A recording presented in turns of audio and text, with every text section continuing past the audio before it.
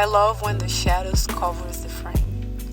For a filmmaker, making a video in the evening is the same as painting a frame with lots of black ink and just a little of bright, warm colors. I'm fascinated about painting my frame in the dark, and today I want to share my impressions with you. But for now, here's the film.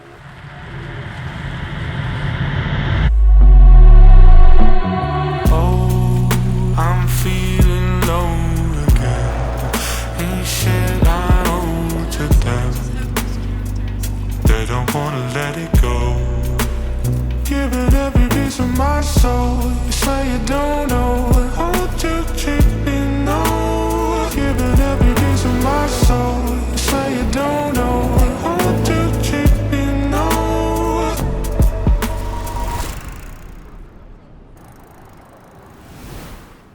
Today, we're going to be talking about recording street videography during the night. And the first challenge that I noticed is that I had to compromise. I usually shoot at 60 frames per second because I just have those characters, people, and scenes popping at my video, and I want to have the chance to slow down in post to get that 1 second of someone walking towards my lens and turn it into, I don't know, 4 or 5 seconds by stretching it. But because I was recording in the night and I want a lower shutter, I decided to record this video in 24 frames per second. And that was me compromising so I could have more light entering the camera and be able to do a better exposure. And by changing the frame rate, I also had to prepare myself in a different way to record.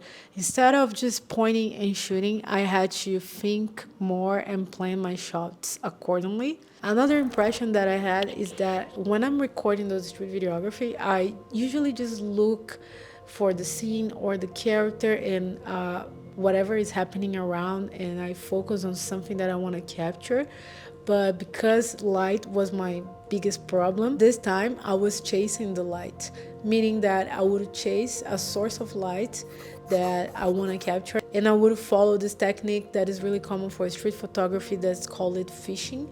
Fishing is nothing more than finding the place, finding the light, the composition I wanted. So then I didn't know what would come to my lens. Everything would walk as a surprise, right? And that was really fun. It felt almost like a game, and I really advise you to get your camera and try to do the same.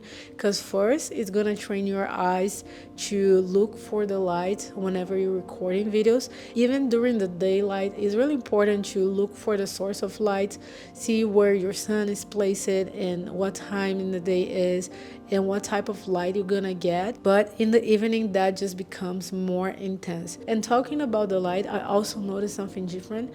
When you're recording in the evening, the types of light you're gonna have are mostly artificial lights. So I might have really intense RGB red lights or maybe really intense yellow lights from the street lights, and that gives a different look in the footage. And also at this movie that you just watched, I tried to go into a theme with the characters and maybe just show some vibe of loneliness. This is something I found with this character that was making hot dogs.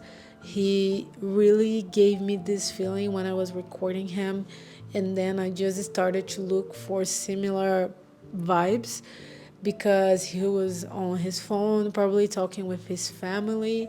And I looked at him, he was working late hours.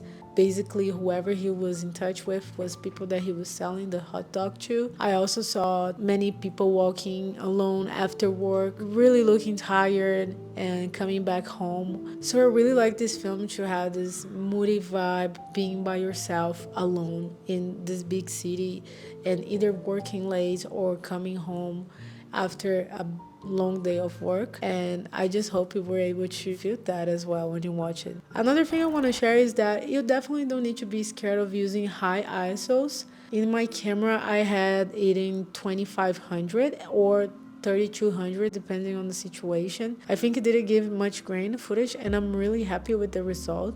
I think it was really fun to shoot and watch the film afterwards. Well, I really recommend you to go ahead and try at least one day to go out during the evening and shoot street videography. That will definitely train your eyes into looking for lights.